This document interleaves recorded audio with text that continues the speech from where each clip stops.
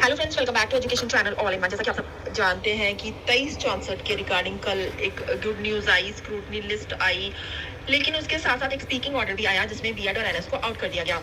लेकिन यहाँ पर ये बात करनी बहुत ही जरूरी है कि एनआईएस को आउट क्यों किया गया, क्योंकि ये तो नोटिफिकेशन पुराने थे, ये सभी नोटिफिकेशन ओल्ड थे। जबकि सुप्रीम कोर्ट का जो भी फैसला आया है वो 11/8/2023 को आया है और उसमें साफ साफ मेंशन है कि ये जो ऑर्डर है न्यू रिक्रूटमेंट पे लागू होगा।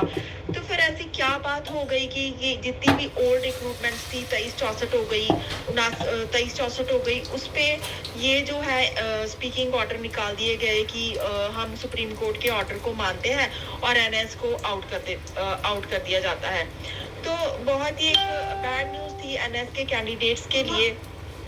तो ऐसा कुछ बनता नहीं था कि ये नोटिफिकेशन निकाल दिया जाए, क्योंकि ओल्ड रिक्रूटमेंट है, किसी ना किसी कारण जो 2364 है वो तो 3-4 सालों से कोर्ट में अटकी हुई है। तो इसमें एनआईएस के कैंडिडेट्स की क्या गलती?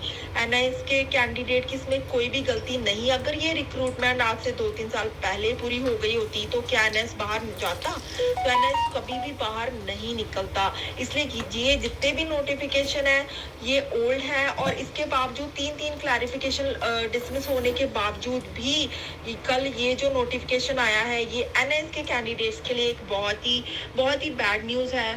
तो इस वीडियो डालने का ये मोटिव है कि नीचे सब्सक्रिप्शन पे एक 2-3 नंबर दिए गए हैं। जितने भी एनआईएस के कैंडिडेट्स हैं, चाहे वो 2364 के हो, 6635 के हो या 7994 के हो, वो इन नंबरों पर कांटेक्ट करें और एक साथ जुड़ जाएं, क्योंकि ये जो नोटिफिकेशन है ये ओल्ड है।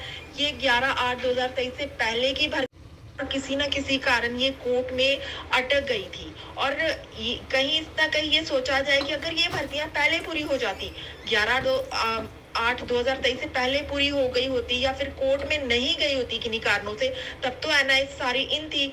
तो फिर क्या कारण था कि ये नोटिफिकेशन निकालने का कारण ही क्या था? तो बस यही अपडेट है कि जितने भी एनआईएस के कैंडिडेट्स हैं, चाहे वो 2364 में, 7994 में, 6635 में हो, वो इन नंबरों पर कांटेक्ट करें, एक साथ जुड़ जाए ताकि आगे जो भी करना है उनको डिसाइड किया जाए। इतनी आसानी से जो है डिपार्टमेंट एनआईएस को आउट नहीं कर सकता है, क्योंकि ये जो इसमें एनआईएस कैंडिडेट्स का कोई भी गलती नहीं है। गलती है तो सिर्फ सरकार और डिपार्टमेंट की, जिनके करके या रेगुलर कैंडिडेट्स, कुछ ऐसे कैंडिडेट जिन्होंने कोर्ट में इन भर्तियों को पहुंचाया। तो यही सोचने वाली बात है कि अगर ये भर्तियां पहले पूरी हो गई होती तब तो एनआईएस आउट नहीं होता। तो यही बात है कि ये जितने भी नोटिफिकेशन है ये पुराने हैं। ये जो सुप्रीम कोर्ट का ऑर्डर आया है ये बाद की भर्तियों पर लागू होता है, जितनी भर्तियां पहले आ चुकी हैं उन पर लागू नहीं होता है। इसलिए जितने भी एनआईएस के कैंडिडेट्स हैं उनसे रिक्वेस्ट है, जो 2364 में सिलेक्टेड है, 7994 में सिलेक्टेड है या फिर आने वाली भर्तियों में मतलब कि जिन्होंने अप्लाई करना है वो सभी एक साथ आए और इन नंबरों से कांटेक्ट करें और ज़रूर करें, क्योंकि ये उनके हक की बात है। मेहनत उन्होंने भी उतनी की है, रेगुलर ने भी उतनी की है।